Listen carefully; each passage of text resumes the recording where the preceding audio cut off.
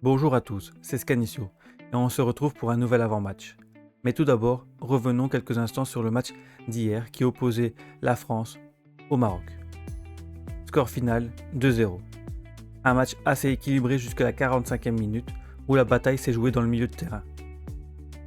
Un pénalty manqué par Mbappé, quelques parades de Bounou, mais quelques belles transitions de l'équipe marocaine. Mais tout bascule à la 60e minute, quand Mbappé ouvre son pied, enroule ce ballon et trompe Bounou. Mais la France double la mise à la 66e minute avec Ousmane Dembélé. Il marque ce magnifique but du pied droit qui laisse aucune chance à Bounou. Et là, la marche devient trop grande pour l'équipe marocaine. C'est donc la France qui se dirige vers les demi-finales. Aujourd'hui, elle attend donc son adversaire, soit la Belgique, soit l'Espagne. C'est Scanicio et aujourd'hui, on fait l'avant-match d'Espagne-Belgique.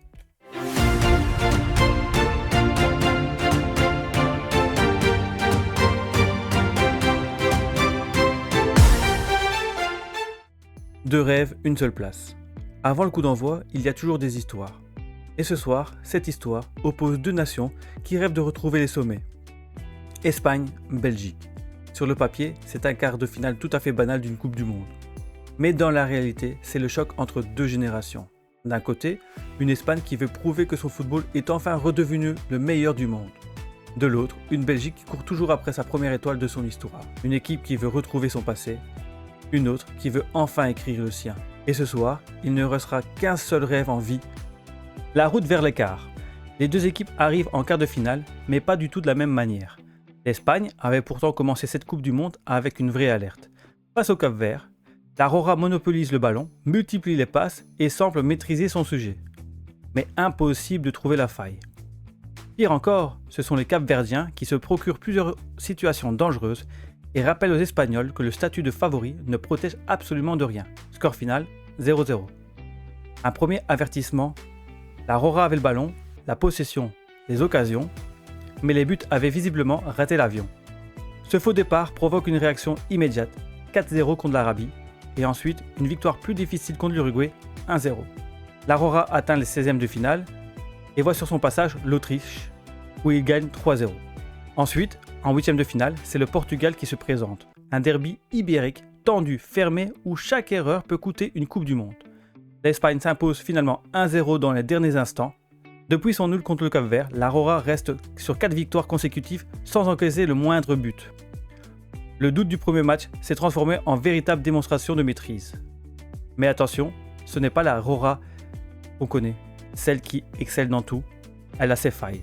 La Belgique, quant à elle, a connu un tout autre début de tournoi. Un partout contre l'Égypte, une victoire à l'arraché et un triste 0-0 contre l'Iran. 2 matchs, 2 points, un seul but inscrit.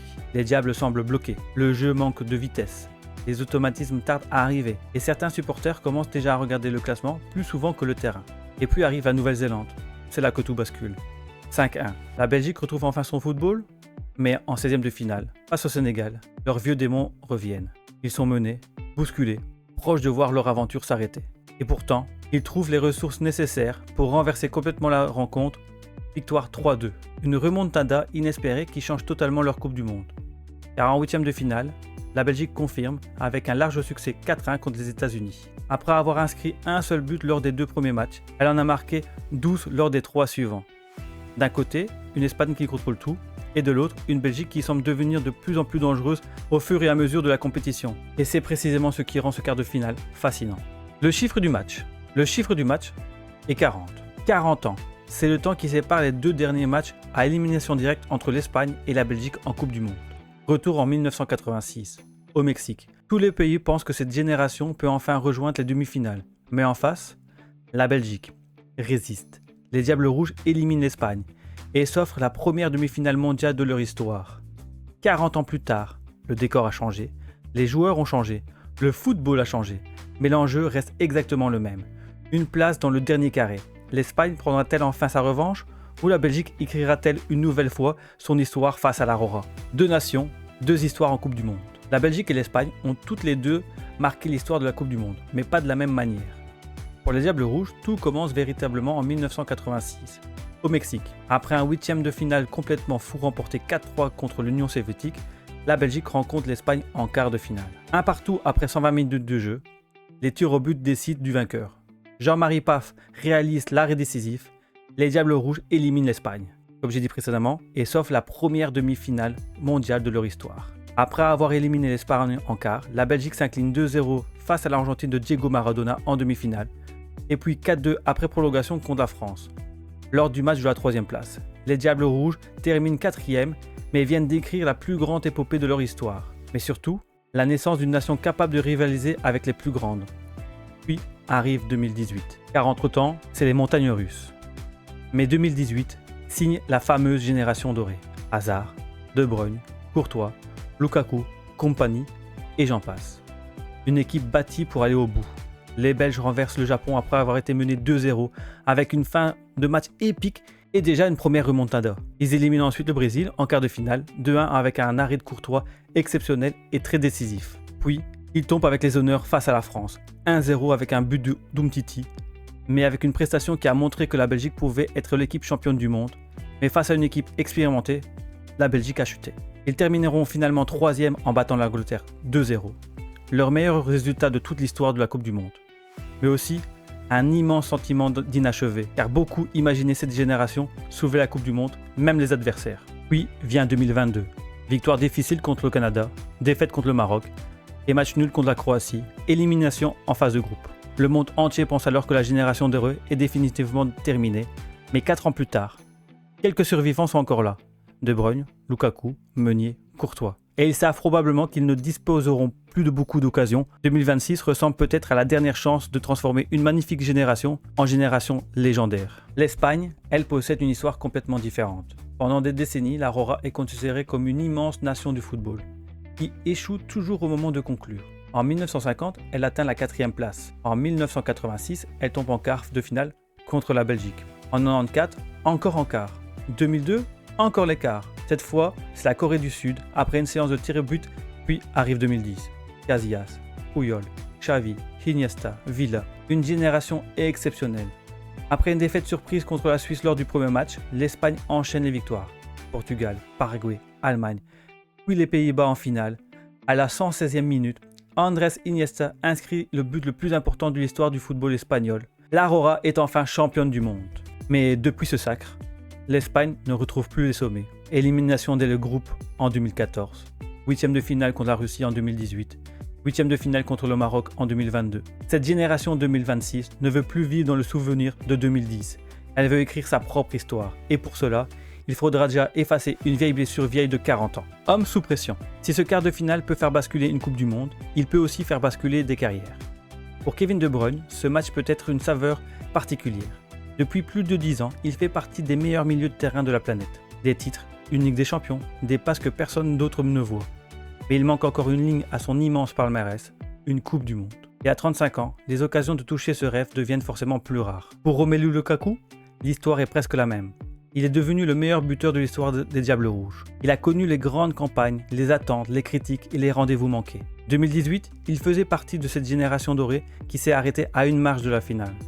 2022, son tournoi s'est terminé dans la douleur, avec plusieurs occasions manquées contre la Croatie et une élimination dès les groupes. 4 ans plus tard, le voilà, encore là, peut-être pour sa dernière Coupe du Monde, et peut-être pour sa dernière occasion de transformer tous ses buts sous le maillot belge en véritable héritage mondial. Pour Thibaut Courtois, c'est encore une autre histoire. Il a remporté les plus grands trophées en club, il connaît la pression des finales, il sait ce que signifie porter une équipe dans les matchs qui comptent. Mais avec la Belgique, il lui manque encore ce grand exploit international. Et face à l'Espagne, un pays où il a construit une immense partie de sa carrière, son expérience pourrait devenir l'une des armes les plus importantes des Diables. En face, Lamine Yamal ne joue pas du tout de la même histoire. Lui ne pense pas à une dernière occasion. Il est peut-être simplement en train de vivre la première. À seulement quelques années de ses débuts professionnels, il est déjà devenu l'un des visages de cette Espagne. Puis, il y a Rodri, le joueur qui donne le tempo, celui qui récupère, oriente et permet à toute la Rora de respirer. Au fond, ces quarts opposent aussi deux générations, les derniers géants de la Belgique, face à ceux qui veulent construire une nouvelle Espagne et une nouvelle histoire. Les clés du match. La première clé sera évidemment l'efficacité espagnole. Depuis son nul contre le Cap-Vert, l'Espagne ne domine pas seulement ses matchs, elle les gagne. Elle a appris à patienter, ne pas paniquer et frapper au bon moment. Contre l'Uruguay puis le Portugal, la Roja n'a pas eu besoin de marquer 3 ou 4 fois, un seul but a suffi. Et dans un quart de finale, cette capacité à gagner sans forcément briller, pendant 90 minutes, peut faire toute la différence. La deuxième clé sera la bataille du milieu de terrain.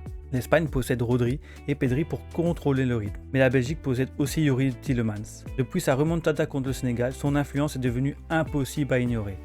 C'est lui qui peut aider les Diables Rouges à sortir du pressing, à casser une ligne avec une passe et alimenter rapidement De Bruyne, Lukaku, Nuku. Si Tielemans réussit à donner de l'air à la Belgique, alors les Diables pourront réellement menacer la Roja. La troisième clé sera Romelu Lukaku. Face à une Espagne qui aime jouer haut et garder le ballon, sa puissance peut devenir essentielle.